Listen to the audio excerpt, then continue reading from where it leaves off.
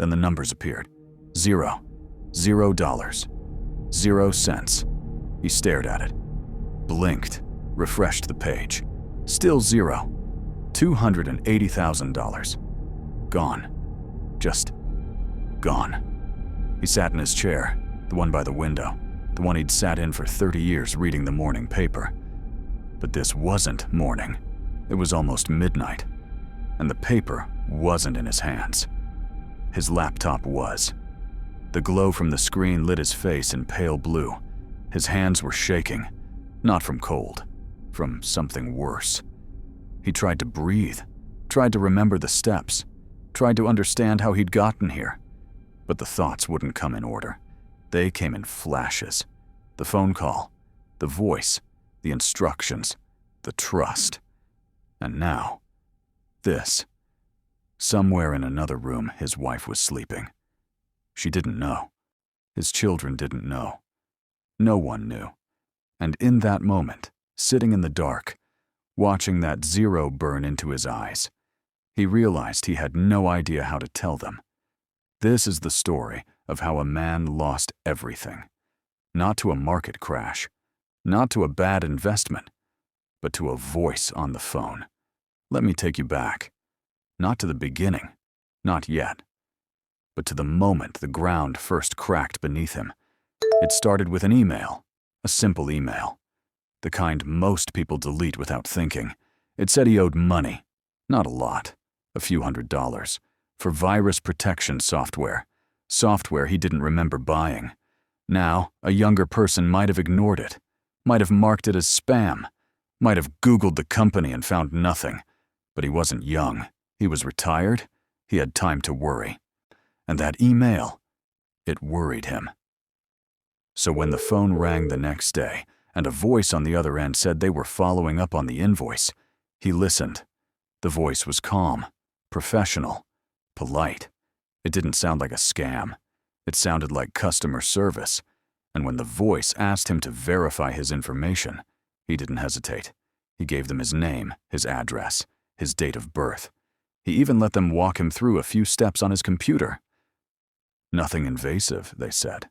Just confirmation, just routine.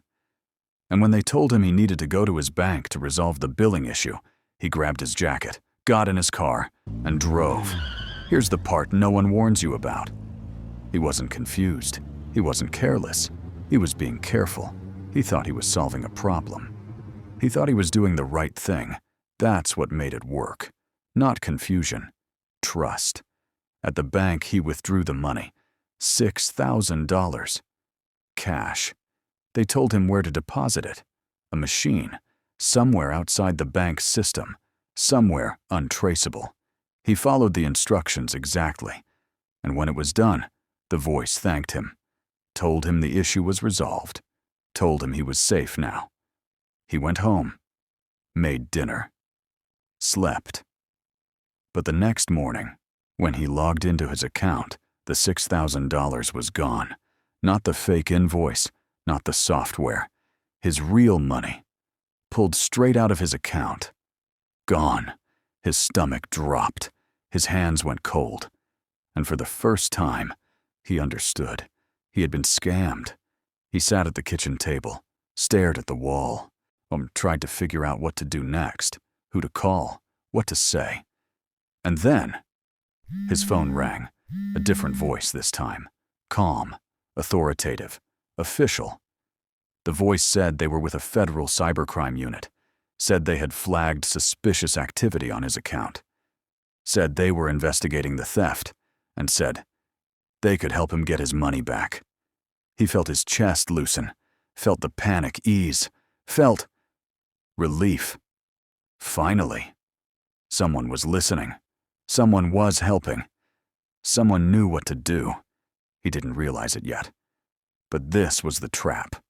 The first call was bait. The second call was the kill. He didn't know it then. But the person on the other end of that line wasn't there to save him. They were there to take everything he had left. And he was about to let them in. The man on the phone introduced himself with a badge number, rattled it off like it was nothing, like he'd said it 1,000 times before. He spoke slowly, clearly, with the kind of patience that made you feel like you weren't being rushed, like you mattered. He explained the situation, said the original scam, the one with the fake software invoice, was part of a larger operation, an international ring. Criminals who targeted retirees, stole identities, drained accounts. He said they'd been watching, tracking the activity, building a case, and now they were ready to help. This is where the second hook sank in. The retiree listened, really listened, because for the first time since this nightmare started, someone was making sense. The agent, if that's what he was, asked questions, not invasive ones, not thoughtful ones. How long had he been retired? Did he live alone? Had he told anyone about the original theft?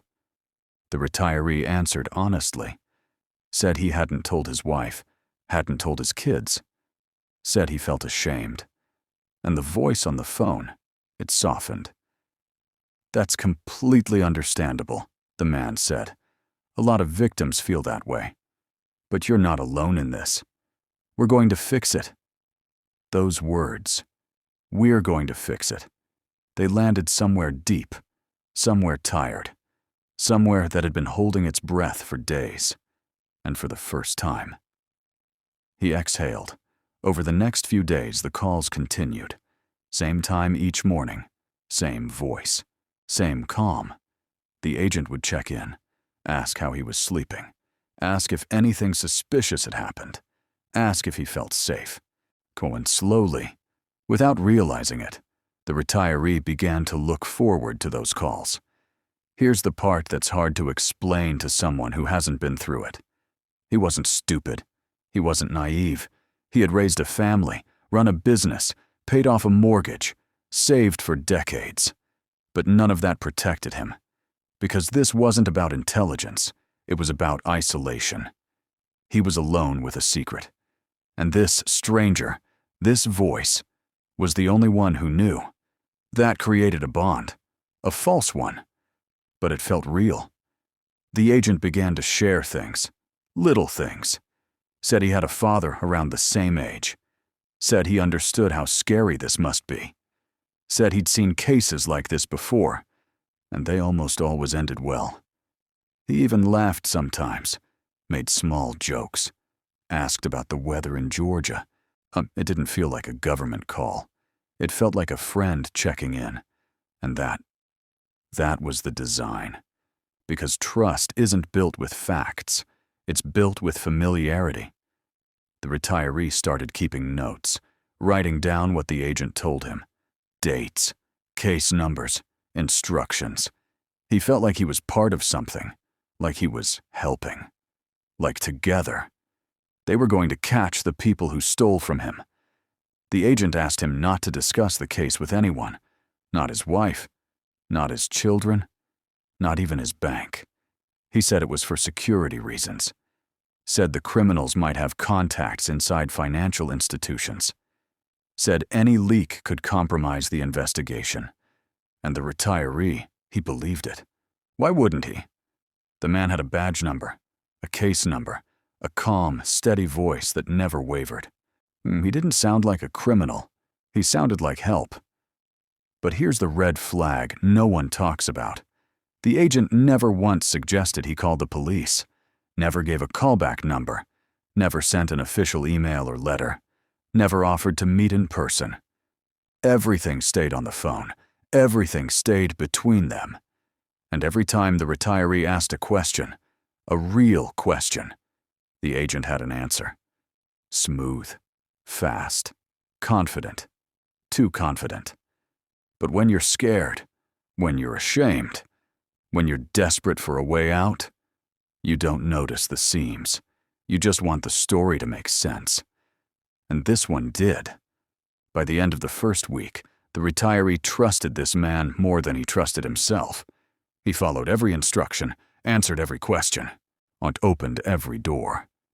Without ever realizing what he was letting in. The agent said the next step was recovery. Said they had traced the stolen funds. said they could reverse the original $6,000 if the retiree was willing to help. Help how? The agent explained. Said they needed access to his accounts. Said they needed to flag the transactions. Said it was all part of the process. He even promised that the money would come back. And the retiree, he said yes. He didn't know it yet. But that single word would cost him everything. The next morning, he watched as the $6,000 reappeared in his account, right there on the screen. Returned. Restored. He stared at it, felt his heart lift, felt hope, real hope, for the first time in weeks. It worked. It actually worked. He picked up the phone to thank the agent, and the agent smiled through the line, said they were just getting started, said the real recovery, the big one, was next. All he had to do was follow a few more steps. He didn't hesitate. $6,000, right there on the screen. Restored. He refreshed the page. Once, twice, 3 times. Still there. He leaned back in his chair, pressed his hand to his chest, felt his heartbeat slow for the first time in days. It was real. The money was back. The nightmare. Maybe it was ending. This is the moment that sealed everything. Because now, he didn't just believe the agent. He believed in him. The agent called later that afternoon. Same calm voice. Same steady tone. He congratulated the retiree. Said the first phase was complete. Said the reversal proved the system worked. And then, he said something that changed everything. We've identified more compromised funds. Funds you don't even know are missing yet. But we can recover them. All of them. The retiree listened. His pulse quickened. Not from fear this time. From hope. The agent explained the situation. Said the original scammers, the ones who took the $6,000, had done more than steal. They had planted something. A tracker. A way into his other accounts. His investment accounts. His retirement savings. His Vanguard portfolio. The agent said the funds weren't gone yet. But they were at risk. And the only way to protect them was to act now. Here's where the trap closed. The retiree hesitated. Just for a second. He thought about his wife, his children, the decades of work it had taken to build that nest egg. $280,000, sitting in Vanguard, waiting for retirement trips, medical bills, grandchildren's birthdays. He couldn't lose that. He wouldn't. So he asked the agent what to do. The agent walked him through it, step by step, calm and clear. First, he needed to log into his Vanguard account. Second, he needed to share his screen. Third, he needed to let the agent flag the suspicious activity. It would only take a few minutes. No money would move, nothing would change. It was just a security check. The retiree nodded, even though the agent couldn't see him. He opened his laptop, typed in the web address, entered his username, his password, and then he clicked the button to share his screen. He didn't realize what he had just done. The agent could now see everything. Every keystroke, every click, every account number, every balance. And the retiree, he just sat there, relieved, grateful, trusting. The agent moved quickly, said he was scanning for threats, said he was marking the compromised files, said everything looked good. He told the retiree to sit back, relax, let the system do its work, and the retiree obeyed. He watched the cursor move on its own, clicking through tabs, opening folders, scrolling through statements. It felt strange, like watching someone else drive your car. But the agent kept talking, kept reassuring, kept explaining every step. This is just verification. This is how we lock them out. This is how we keep you safe. And every word, every single word, sounded like protection. But protection doesn't ask for your passwords. Protection doesn't take control of your screen. Protection doesn't tell you to stay silent. The retiree didn't see it. Not yet. When it was over, the agent thanked him. Said the account was now secured. Said the flagged transactions would be reversed within 72 hours. 72 hours. That's all he had to wait. The retiree smiled. Actually smiled. For the first time in weeks, he felt like he had beaten them. The criminals. The scammers. The faceless voices that had tried to take everything. He had fought back. He had trusted the right people. He had won. That night, he slept better than he had in weeks. He didn't tell his wife. Not yet. He wanted to wait until the money was fully recovered. Until he could show her the statements. Until he could say, "It's over. We're okay." He imagined that conversation. Imagined her relief. Imagined his children shaking their heads in disbelief. "Dad handled it," they'd say. "Dad figured it out." He held on to that image, let it comfort him, and let it fill the space where doubt should have been. But doubt doesn't knock. It waits. The next morning, he checked his Vanguard account again, just to see, just to confirm. The balance was the same, $280,000, untouched. He exhaled, closed the laptop, made himself breakfast. The agent called again that afternoon, said everything was progressing, said the recovery team was working around the clock, said he just needed one more thing. One small thing. A verification code, sent to his phone, to confirm his identity. The retiree looked at his phone, saw the 6-digit code, read it out loud. The agent thanked him, said they were almost done. Said, by tomorrow, everything would be restored. The retiree hung up, satisfied. He had no idea. No idea what that code had just unlocked. Well, no idea what was about to begin. The next call came earlier than usual, 6 in the morning, the phone buzzing on the nightstand, loud in the silence. He grabbed it before it could wake his wife, slipped out of the bedroom, closed the door behind him.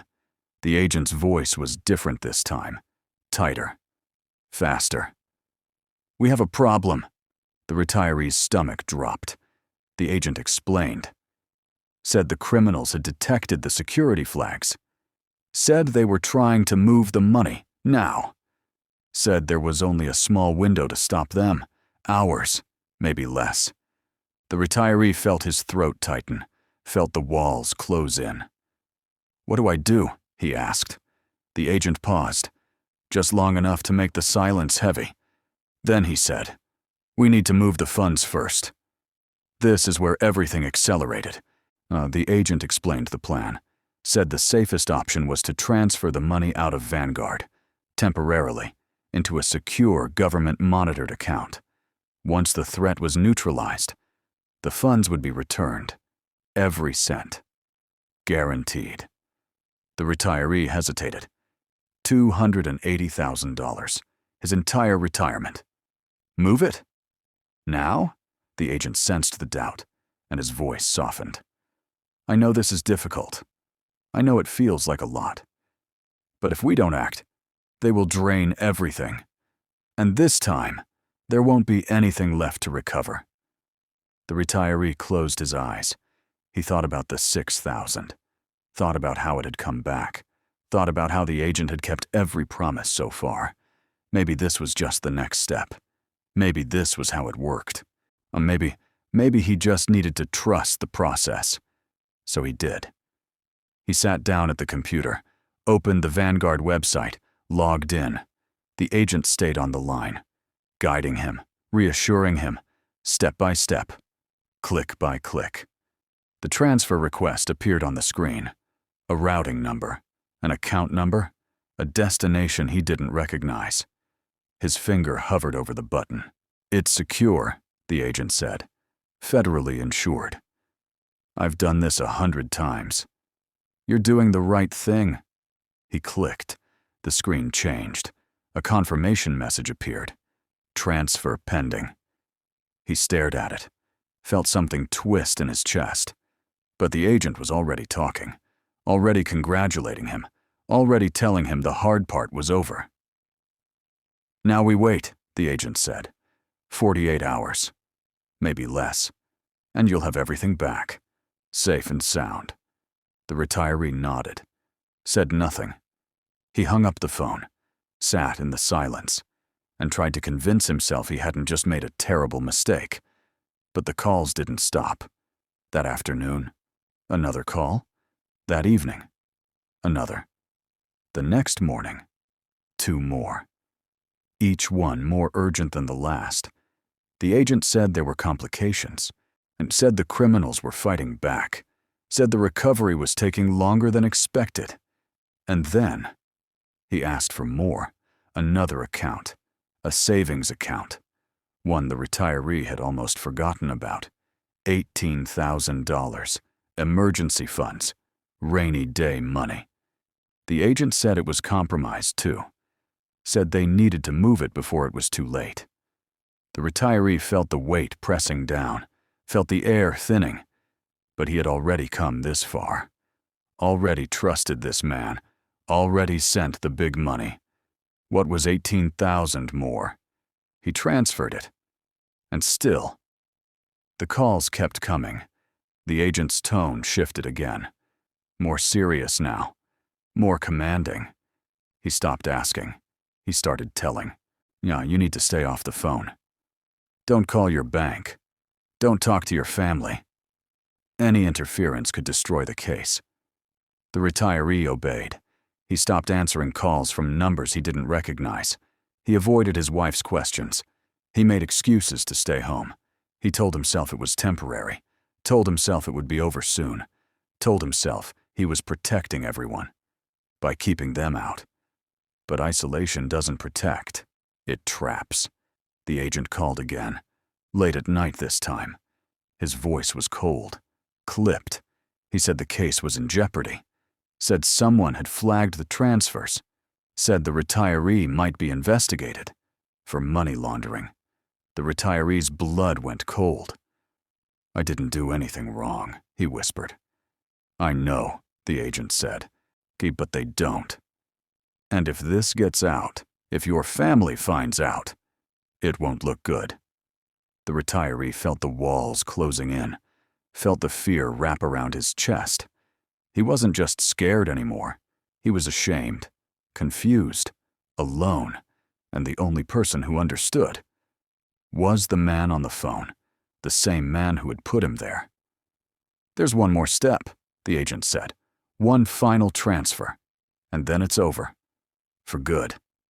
The retiree didn't argue, didn't question, didn't think. He just asked, how much, the agent told him, and the number. The number was everything. Every dollar he had left, every cent in every account, everything he had built, everything he had saved, everything. He should have hung up. He should have called someone. He should have stopped. But he didn't. Well, because by then, he couldn't see the exit. He could only see the voice. And the voice said, trust me. So he did. He made the final transfer at 11:47 p.m., sitting alone, in the dark, the blue glow of the laptop lighting his face. His hands were steady. His mind was numb.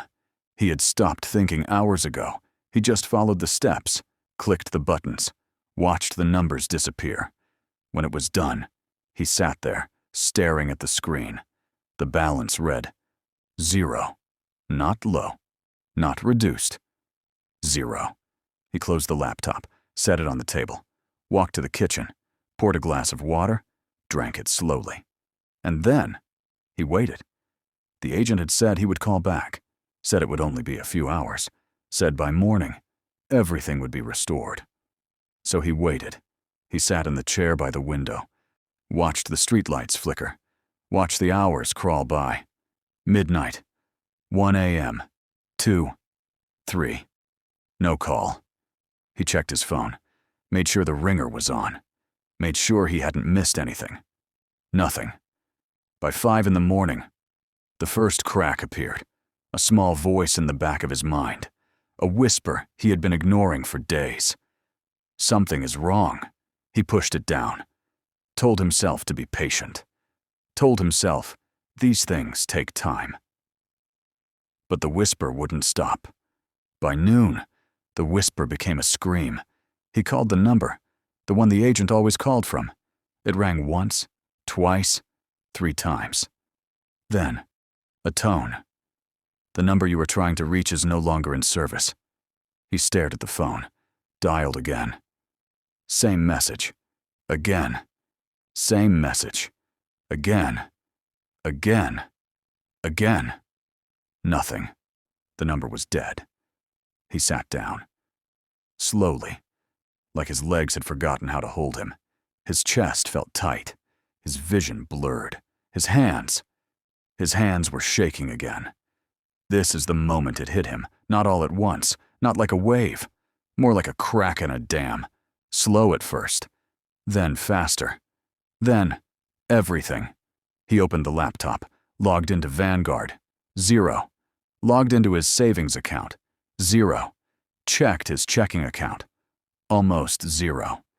He scrolled through the transactions, saw the transfers, saw the amounts, saw the destinations, accounts he didn't recognize, routing numbers that meant nothing. Money.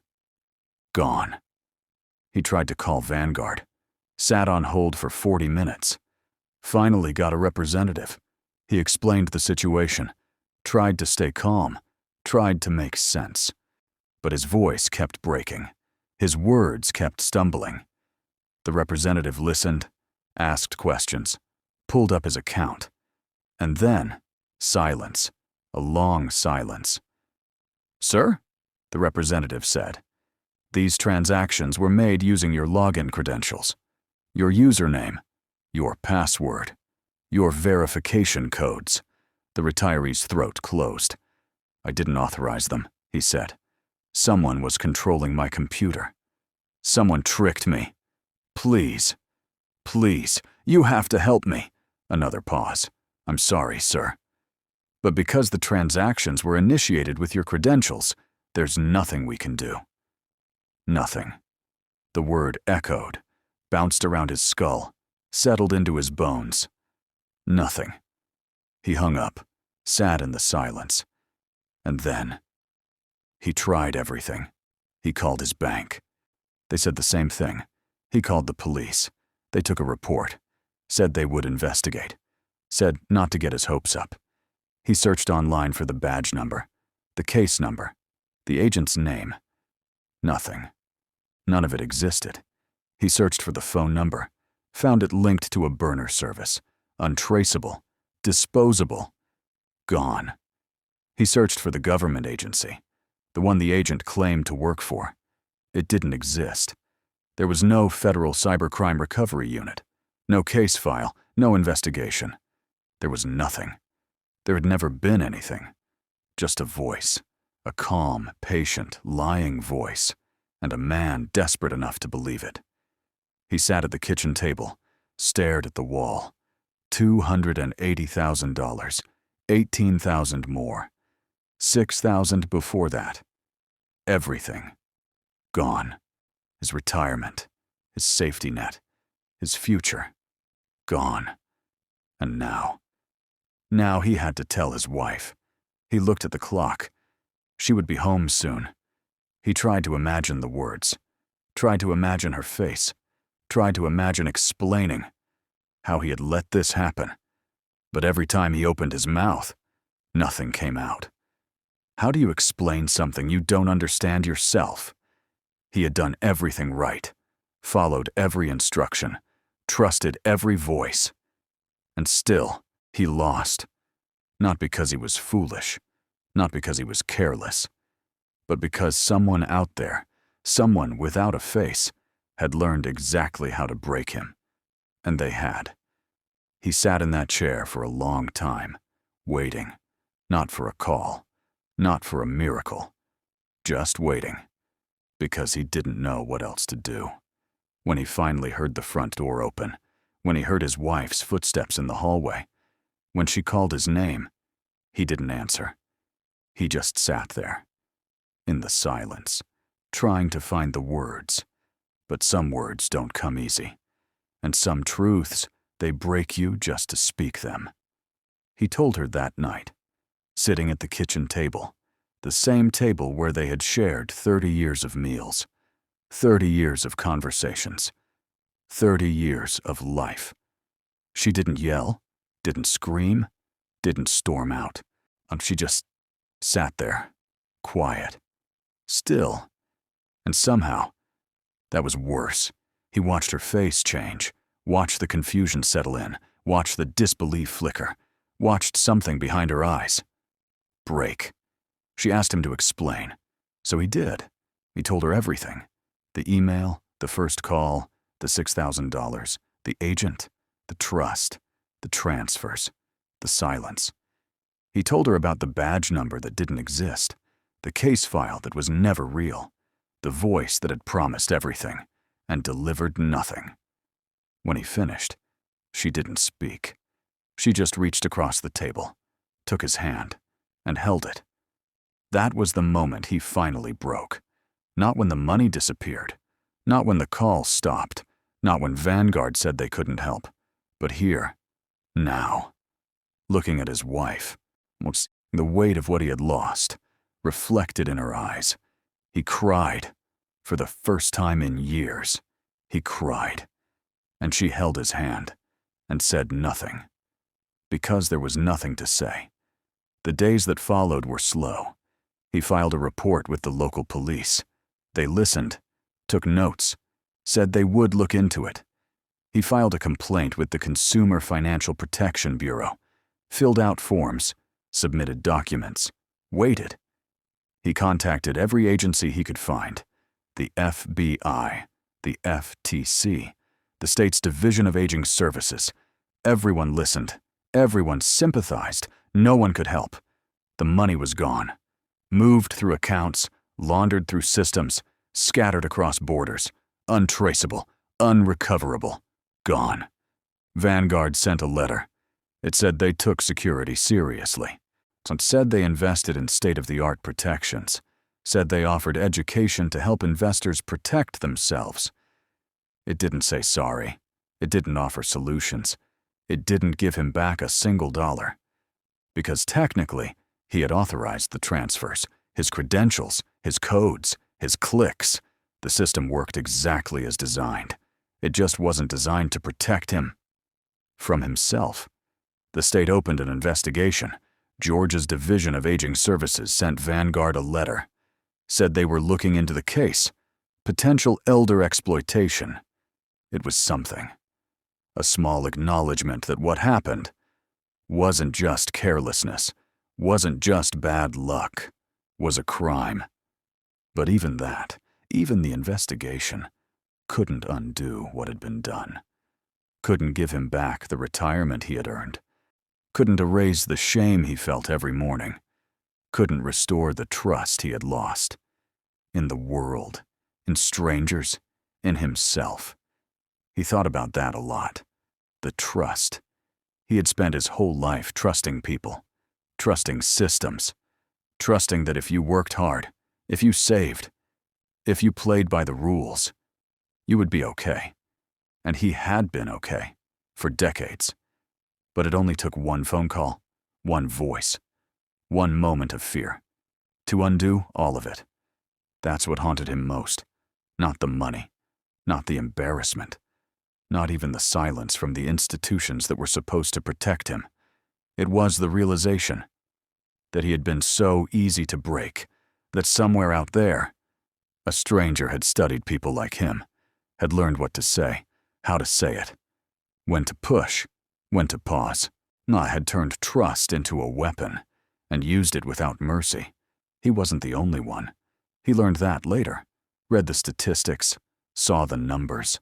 A 573% increase in tech support fraud, millions of dollars stolen every year, thousands of victims, just like him, retirees, seniors, people who had done everything right, people who just wanted to feel safe, targeted, manipulated, drained, and most of them never got a cent back.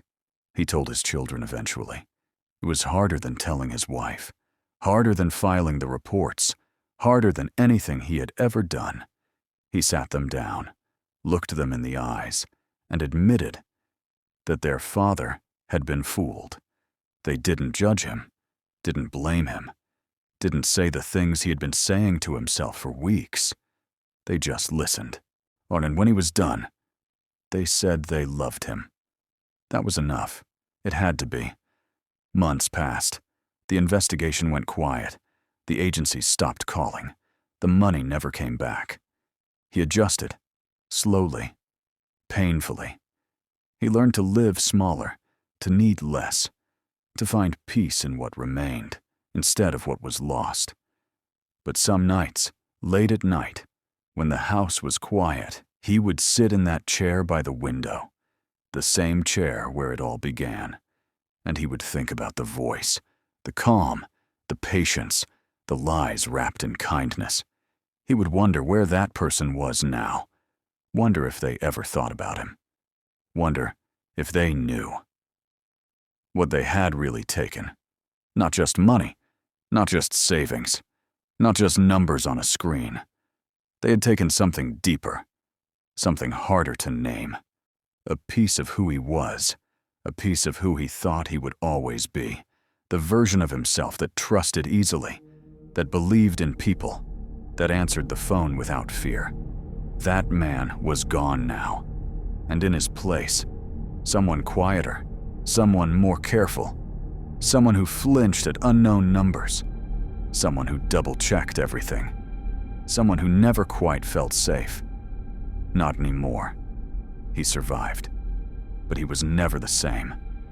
And somewhere out there, right now, another phone is ringing, another voice is waiting, another stranger is about to say, "I'm here to help. Be careful who you believe."